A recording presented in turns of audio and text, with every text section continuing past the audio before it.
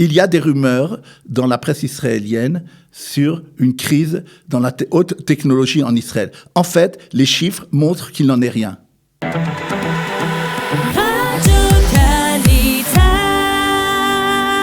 Nous avons le plaisir de retrouver le docteur Daniel Guggenheim pour sa chronique, sa revue de la presse économique de la semaine. Bonjour. Boker Tov.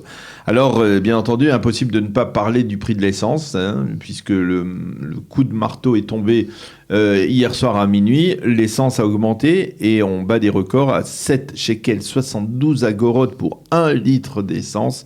Jusqu'où le prix de l'essence va augmenter, Daniel ? Oui. Et pourquoi il augmente comme cela ? Effectivement, le prix de l'essence a augmenté cette nuit de 66 agourotes. On est à 7 shekels 72. C'est une augmentation de 10% par rapport au mois précédent. Ce n'est pas arrivé depuis 2009. Où va-t-on et qu'est-ce que le gouvernement compte faire dans l'avenir ? Alors, d'abord, il faut voir quels sont les motifs pour lesquels il y a eu cette augmentation dont je viens de parler maintenant. Il y a 3 motifs principaux. Le premier, à cause de la guerre en Ukraine et suite aussi, bien entendu, à la sortie du Covid, il y a une augmentation massive du prix du pétrole, 20% depuis le début de l'année. Dans le monde, je parle. On est aujourd'hui à $125 le baril. L'année dernière, on était dans les 50 ou des choses comme ça. Donc, c'est bien entendu, Israël doit répercuter une partie de cette hausse. Ça explique la première raison importante de cette hausse massive. Deuxièmement, il y a aussi le fait que le shekel, à ce mois-là, un peu baissé de 1%, et donc ça fait que, comme c'est en dollars qu'on achète, donc ça a encore un peu plus ajouté. Troisième raison, c'est comme ça augmente les prix, la TVA augmente aussi. Alors ça fait encore un effet supplémentaire de hausse. Et une dernière chose qui est arrivée dans les derniers jours, c'est maintenant en Amérique, il y a des jours de vacances. Et les gens ont beaucoup consommé d'essence. Ça fait qu'il y a une dans le monde entier une plus grande consommation. Et ça fait vraiment, ces derniers jours, ça a encore plus augmenté que ce qu'on pensait que ça augmenterait. Et donc c'est quand même 20% alors, en un an. Jusqu'où ça va aller ? Alors, jusqu'où ça va aller ? Le record absolu du prix de l'essence en Israël était de 8 shekels, 13. C'est arrivé dans les années 2012, 13 je crois. Et bien entendu, comme j'ai dit au début, l'augmentation par rapport au mois précédent de 10%, c'est pas arrivé depuis 2009, mais le chiffre absolu en shekels a été une fois déjà dépassé dans les années 2013. Maintenant, qu'est-ce que le gouvernement veut faire pour ça ? D'abord, il a annoncé hier, le ministre des Finances Lieberman, que l'impôt qu'on appelle Blue, c'est l'impôt qui est spécialement pour l'essence, qui est fait en disant on veut que l'Israélien utilise moins de l'essence parce que c'est quelque chose de polluant. Alors il a décidé que la baisse qu'il avait donnée de 50 agourotes, il va la maintenir 3 mois en plus. Jusqu'à hier, il n'a pas dit. S'il n'avait pas baissé cet impôt-là, on serait maintenant à 8 shekels 22, on aurait dépassé le chiffre absolu de 2013. Une seconde chose qu'il a parlé, et ça encore, ça dépend aussi de votre dernier sujet, s'il sera là pendant plus longtemps qu'un mois. Il veut, avec le ministère de l'Énergie, changer le calcul de l'augmentation des prix de l'essence. Jusqu'à maintenant, chaque mois, ça change. Il veut le faire tous les 3 mois seulement. Ah, vous me direz, alors oui, c'est une bonne idée, pourquoi on l'a pas fait avant ? Parce que dans un cas comme ça, quand les augmentations sont tellement importantes, les compagnies d'essence qui nous donnent l'essence, qu'on appelle en Israël Delek, eux, ils sont pas contents, parce qu'ils devraient supporter pendant 3 mois le même prix. Et alors, ils ne vont pas accepter cette chose-là. Maintenant, c'est possible que l'État fasse un geste par rapport à eux pour permettre cette chose-là, mais c'est un projet qu'il a dit. Il est en train de faire une commission pour ça. Et il faudra voir, de toute façon, si c'est lui qui changera. Pour l'instant, en tout cas, point de vue d'impôt, il a décidé d'utiliser justement le fait qu'on est en excédent budgétaire pour maintenir cette baisse des impôts qu'il avait dit directement sur l'essence. Il y avait 2 choses que je voulais dire d'ailleurs qui sont liées. Vous me dites, les caisses de l'État sont pleines. Pourquoi est-ce qu'on ne distribue pas un peu maintenant et on a des problèmes, la tête, 1,5 million, etc. Alors d'abord, je veux dire à tous les salariés, il faut qu'ils regardent aujourd'hui dans leur feuille de salaire. Le gouvernement a décidé que toute personne, jusqu'à maintenant c'était seulement jusqu'à 6 ans, maintenant c'est jusqu'à 12 ans, qui a des enfants, il aura ce qu'on appelle une nikuda zikouï en plus. Ça veut dire les impôts vont prendre 230 shekels en moins par mois pour ces gens-là. Donc jusqu'à maintenant c'était que jusqu'à 6 ans, maintenant c'est de 6 à 12 ans. Et les impôts très vite agis, et ils disent, ça a été annoncé, ça doit être au 1er juin. Donc vérifiez bien dans votre feuille de salaire que votre comptable et celui qui fait votre fiche de paye a bien répercuté cette baisse. Une autre chose que je voudrais dire, parce que je vous ai entendu parler du gaz juste il y a quelques minutes de ça, Israël a depuis que maintenant une dizaine d'années au moins, commencé à exploiter du gaz. Et comme je l'ai dit d'ailleurs, c'est de plus en la ministère de l'Énergie a décidé d'ailleurs de continuer d'en rechercher encore, alors qu'elle avait dit ça le contraire au début, parce qu'il y a le problème de la guerre avec l'Ukraine et le fait que l'Europe est en train maintenant de faire des accords avec Israël pour des centaines de milliards de dollars pour les années prochaines. Mais ce qui est intéressant à noter, c'est que il avait été décidé dans la loi qu'à partir du moment où il y aurait déjà 1 milliard de shekels d'impôts qui auraient été pris sur justement ce gaz qui a été fait par ces sociétés-là, alors il y aurait ce qu'on appelle en hébreu keren osher, c'est-à-dire un fonds de richesse qui sera distribué à la population israélienne pour qu'ils se profitent du fait qu'on a du gaz. C'est 3,5% par an. 45 millions de shekels vont être, ça a été officiellement dit hier, ça y est, on est arrivé au milliard de shekels, le gouvernement va commencer à distribuer cet argent qui sera pour des raisons éducatives, pour tout ce qui est bien en Israël, pour des choses non lucratives, enfin tout ce qui est les choses qu'on n'a pas vraiment d'argent pour ça et que là maintenant on aura 45 millions de shekels au moins par an pour pouvoir faire ces besoins-là. Et donc c'est une bonne nouvelle, ou ce sont 2 bonnes nouvelles. Alors, par contre, une nouvelle plutôt étonnante, hein. On nous a habitués à ce que la haute technologie soit en pleine effervescence, en particulier pendant les 2 années de Covid. Et là, vous êtes en train de nous dire qu'il y a peut-être une crise qui se profile à l'horizon ? Oui. Alors, je suis très attentif à ce que nos auditeurs me demandent. Et j'ai eu des demandes la semaine dernière, surtout des gens qui travaillent dans la technologie, pour nous dire, on aimerait que vous parliez 5 minutes des titres qu'on voit dans la presse. Crise de la haute technologie, bien sûr c'est évident ce qui se passe à la bourse du Nasdaq qui a baissé 25% depuis le début de l'année, c'est énorme, un quart, c'est une baisse très très sensible, et comme Israël était un des pays qui le plus se finançait au Nasdaq, ils m'ont demandé de voir que je parle 2 minutes pour expliquer est-ce que la haute technologie en Israël, je parle, est en danger ou pas. Est-ce que les salaires vont baisser, etc.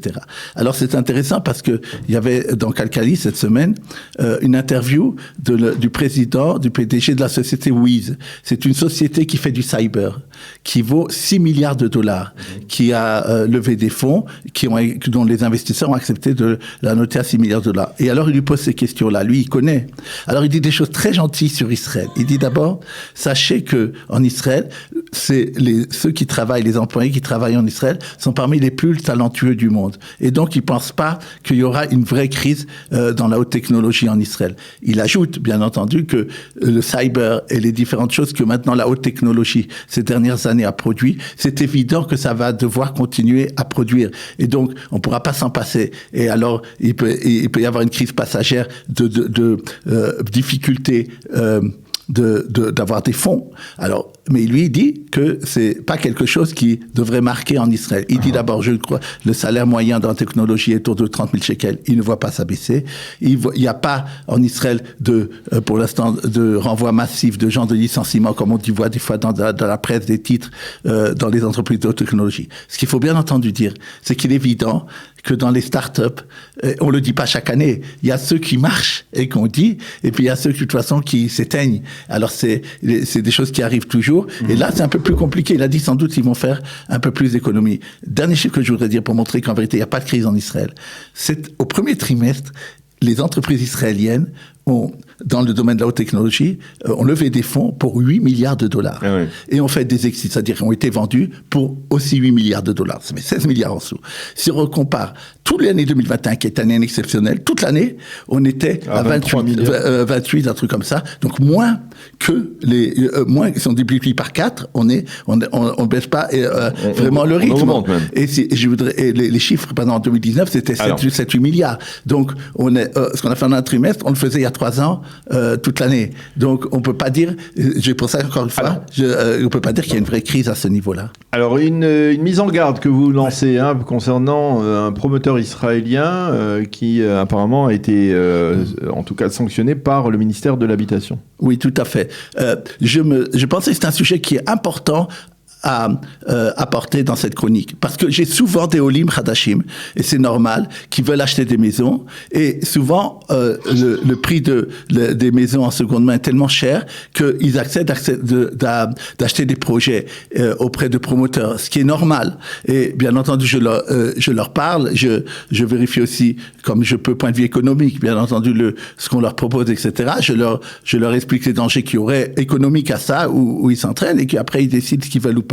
Mais comme souvent ce que j'ai vu, malheureusement dans les Olim, c'est qu'ils ont eu affaire à des promoteurs qui ne sont pas, qui font pas des choses qui sont, comme on dit, cachères vraiment. Oui. Et c'est problématique, surtout lorsqu'on a les Hadash et que on ne connaît pas toutes les lois ici. Et alors ils ne savent pas. Les gens croient qu'on peut rien faire du tout. Le ministère de l'Habitation a un secteur spécial qui s'appelle je protège les gens qui achètent de promoteurs. Et ils ont voulu montrer le coup cette semaine. Ils ont dit, il y a une société qui s'appelle Saphir, promoteur, qui construit dans le Moshav Shuvah, je ne sais pas si vous connaissez, il construit là-bas des maisons, et comme ça, il a vendu en tout cas des maisons pour ce Moshav-là. Alors, quel est le problème? Lorsqu'il a vendu ces maisons, il n'avait pas le droit de les construire. Ouais. Et deuxièmement, il a aussi reçu de l'argent, alors qu'il n'avait pas, il y a une loi qui protège celui qui donne l'argent, ça s'appelle Betoucha, pour être sûr que l'argent sert à ça et pas autre chose. Et là, cet argent avait été mis dans un compte qui était pour l'entreprise, et l'acheteur ne pouvait pas être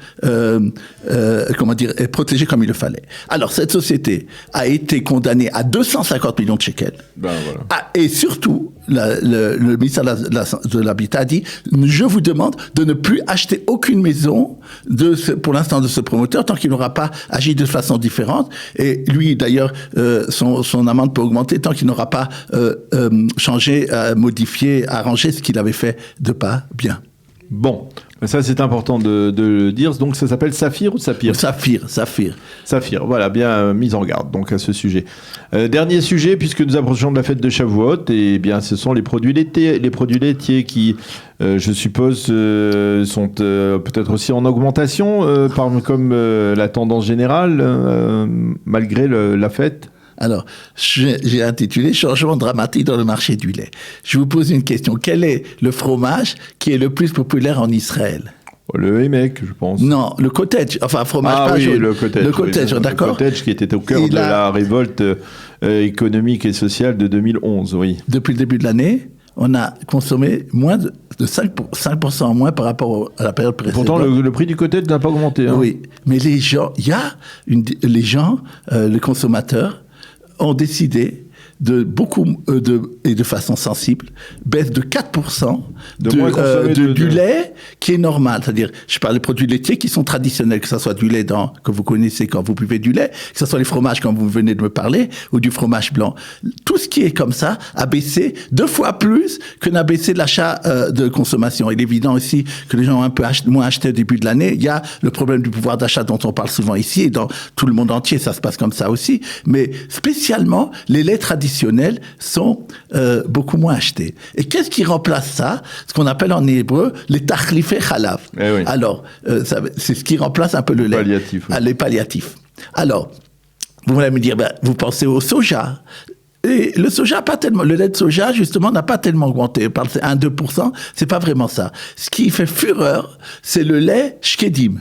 Le lait aux noisettes. Aux amandes. Aux amandes. Alors là, ça a une augmentation de 10% depuis le début de l'année. Et donc, vraiment, les gens, de plus en plus consomment ces produits-là par rapport, et c'est une tendance, par rapport au lait traditionnel. Et je voudrais terminer en disant, aujourd'hui, il y aura un billet d'actualité qui a parlé de ça. J'explique là-bas que c'est encore plus que ça, que Israël est maintenant devenu le pionnier mondial pour 2 choses. Vous savez, Shavuot, d'après l'adage biblique, il a 2 choses. Il a le lait, le miel et le lait, comme le dit dans le Cantique des Cantiques.